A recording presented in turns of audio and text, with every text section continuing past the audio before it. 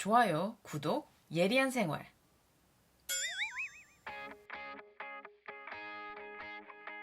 Hi guys, welcome back to my channel. This is Jerry. 물론 오늘 처음 오신 여러분들도 환영합니다. 오늘은 특별히 신체 부위에 관련된 영어 표현 10가지를 가지고 왔습니다. 저처럼 억지로 외우기 싫어하시는 분들을 위해서 제가 표현들 뒤에 숨겨진 어디에서 어떻게 유래되었는지 그런 이야기도 같이 조사해서 가지고 왔으니까요. 그 이야기를 들으면서 억지로 외우지 않고도 머리에 쏙쏙 같이 보면서 억지로 외우지 않아도 머릿속에 쏙쏙 들어오는 이 표현들을 배우러 가볼게요. Are you ready? Let's go! 첫 번째는 You are pulling my leg. I'm just pulling your leg. 무슨 뜻일까요?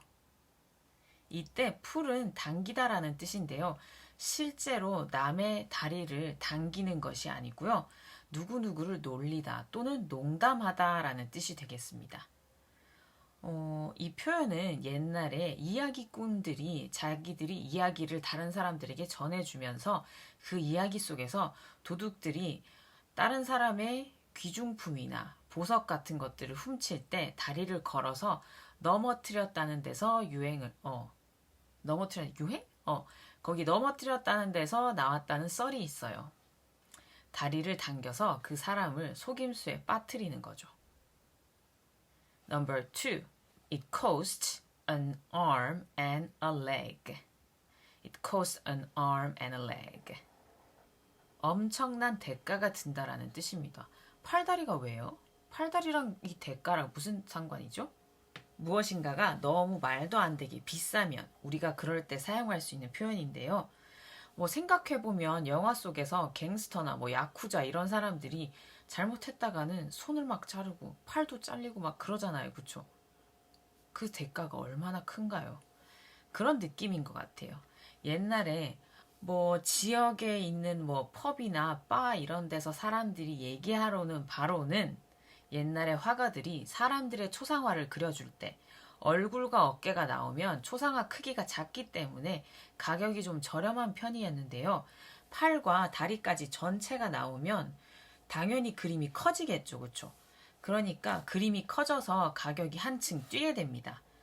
그래서 그런 표현들이 나왔다고 하는데요. 사실 이 썰은 화가들이 실제로 팔다리 개수, 사람 몸 부위가 몇 개 나오냐에 따라서 가격을 책정했다고 하는 게 좀 증거가 뒷받침되지는 않기 때문에 그냥 그렇다라는 썰이 있네요. 그 시절 미국에서는 또 전쟁으로 인해서 팔다리를 잃은 부상병들이 많았어요.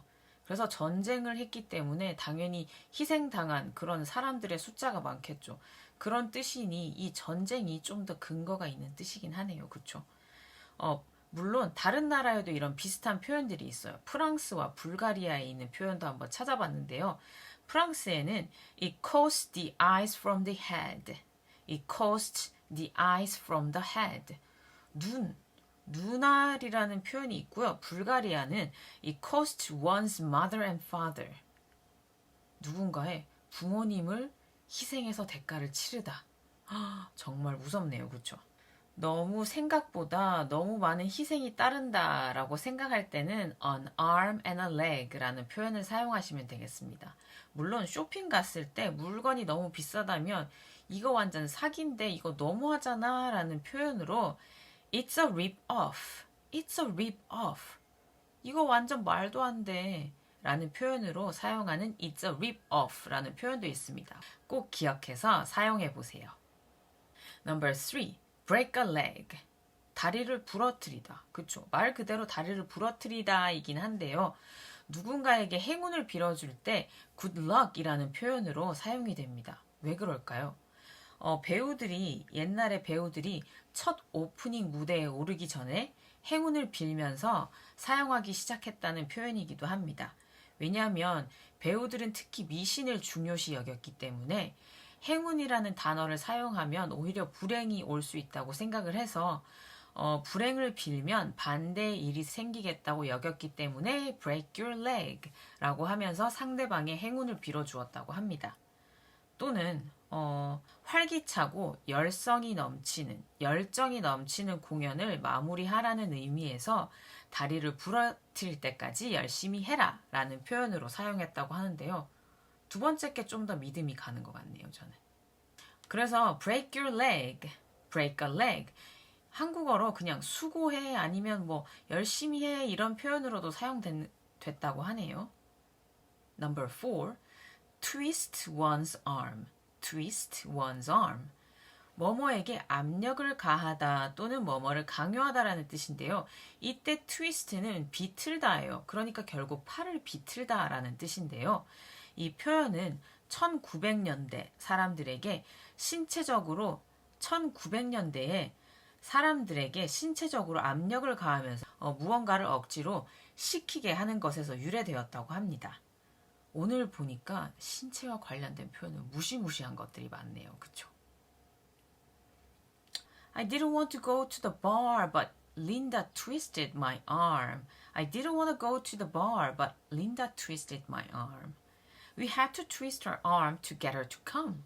We had to twist her arm to get her to come. 이런 식으로 일상생활에서 사용하시면 되겠죠? Number 5. Give someone the cold shoulder. Give someone the cold shoulder. 누군가에게 차가운 어깨를 줬다고요? 쌀쌀맞게 대하다라는 뜻인데요.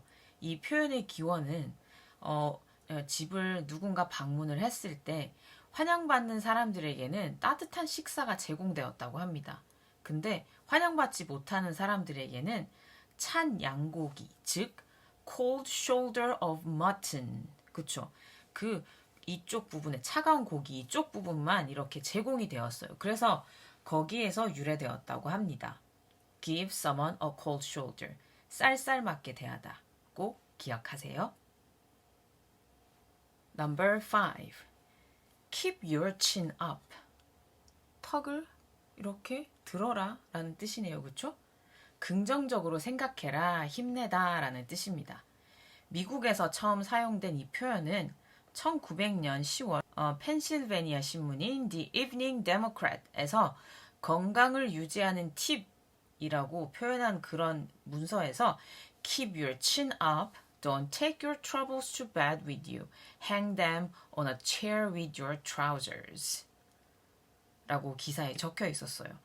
힘을 내고 스트레스를 침대까지 가져가지 말고 의자에다가 바지랑 같이 걸어놔라. 그러니까 스트레스는 거기다 의자에 그냥 버려놓고 바지 벗을 때 같이 걸어놓고 침대에 자러 갈 때는 편안한 마음으로 같이 잠을 자라 라는 뜻이 되겠죠. 그쵸?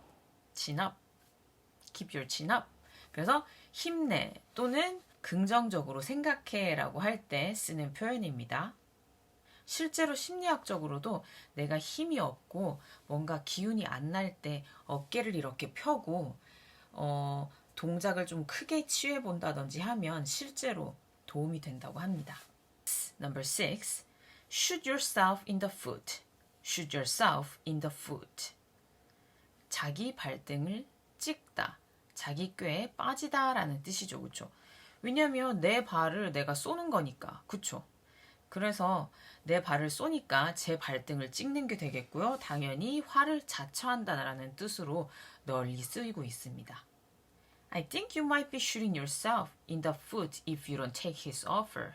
누군가 직장에서 제안을 했는데 그 동료가 잘 모르겠어 라고 하고 있어요. 이거 뭔가 받아들이면 그에게 더 이익이 있을 것 같은데 아직도 걱정을 하고 있는 동료에게 I think you might be shooting yourself in the foot if you don't take his offer. I think you might be shooting yourself in the foot if you don't take his offer. The government seems to have shot itself in the foot over this issue. The government seems to have shot itself in the foot over this issue. Number 7. Brain fart. Brain fart라고도 하는데요. 순간 멍한, 잘 알던 것을 까먹은 상태입니다. fart라는 단어는 원래 방귀를 끼다라는 단어이기도 한데요. 여기에 관한 썰은 엄청 좀 길어서 스킵을 할 텐데요. 궁금하시면 로저 핌킨이라는 사람을 한번 찾아보세요. 그러면 문장 속에 이 표현들을 볼게요. Sorry for the brain fart. But what exactly did you say again? Sorry for the brain fart. What exactly did you say again? 잠시 혼이 나갔었어. 방금 뭐라 그랬니? Unlike a blog post, when you have a brain fart on camera, everyone can see it. Unlike a blog post, when you have a brain fart on camera, everyone can see it. 블로그 포스트와는 다르게 카메라 앞에서 뭔가 잠시 멍한 상태가 되면 모두가 다 알아차릴 수 있어, 볼 수 있어 라는 뜻이죠. 그쵸? Number 8. His name is on the tip of my tongue. His name is on the tip of my tongue. His name is on the tip of my tongue. On the tip of my tongue는 말이 혀끝에서 뱅뱅 돈다라는 뜻입니다. 기억이 날 듯 말 듯 알 것 같은데 모르겠단 말이죠. 이 표현의 기원은 확실하지는 않지만 혀의 팁, top of the tongue, TOT, 줄여서 TOT라고 하죠. 이라는 심리적 현상에서 비롯된 것일 수 있습니다. FOK, feeling of knowing, 알고 있음과는 또 다른 상태인데요. 이 현상이 발생하는 사람들은 기억하려고 하는 실제 상황에 관한 몇 가지 사항을 기억할 수 있지만 정작 말하려고 하는 것은 확실하게 말할 수 없어요. 예를 들어서 이런 상태죠. 누군가의 이름을 말하고 싶어요. 그래서 그 사람이 안경을 꼈는지 생김새나 남자인지 여자인지 것까지는 기억이 나는데 잘 모르겠어요. 뭔가 시읒이 들어갔던 이름인 것 같기도 하고요. 그럴 때 사용하는 표현입니다. Number 9. Have a chip on one's shoulder. Have a chip on one's shoulder. 이때 말하는 칩은 감자칩의 칩과 아니면은 또 뭐죠? 카지노에서 있는 그 칩과는 다른 뜻이에요. 분노나 적의의 차 있다 또는 예민하게 굴다라는 뜻인데요. 이 표현은 19세기 미국에서 시작되었습니다. 여기서 물리적 싸움을 원하는 사람들은 어깨에 나무 조각, 이때 나무 조각을 칩이라고 표현을 하는데요. 어깨에 나무 조각을 가지고 다니면서 다른 사람들이 그것을 떨어뜨릴 수 있도록 하고 싸움을 했나 봐요, 그때. 그래서 이때는 challenge, 도전이라는 뜻으로 이렇게 사용이 됐는데요. 어깨에 칩을 가지고 다니면서. 근데 요즘은 분노에 차 있다 또는 예민하게 굴다라는 뜻으로 사용이 됩니다. 그래서 예를 들어서 어떤 남자가 승진을 예상하고 있었는데 못해서 그때부터 되게 예민해요. 그러면 he has had a chip on his shoulder ever since he didn't get the promotion he was expecting. He has had a chip on his shoulder ever since he didn't get the promotion he was expecting. 이라고 문장에서 사용할 수 있겠죠. Number 10. Get out of hand. 감당할 수 없다. 통제 불능이 되다. 내 손을 떠났으니 더 이상 내가 감당할 수 없고 통제할 수 없는 것이 되어버린 거죠. Get out of hand. We decided to leave before things got out of hand.